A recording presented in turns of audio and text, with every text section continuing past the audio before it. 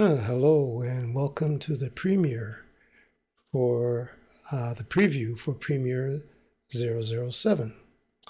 And we've been holding these short little Sunday afternoon videos. Gives you a chance to get a peek ahead of what's being planned for Wednesday. And also I can pass on any little updates and so on. And I've been hoping that, if you feel like putting a question in the chat or in the comments, that gives me a chance to respond to them. I am hoping to organize either a Zoom session or a Skype session. And I'll try to find out from all of you which is the easiest for you, whether Skype.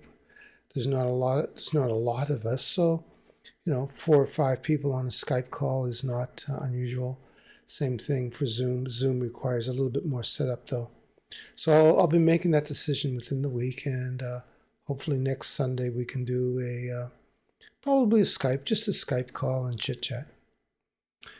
So what do we have on for this Wednesday, the 9th of March?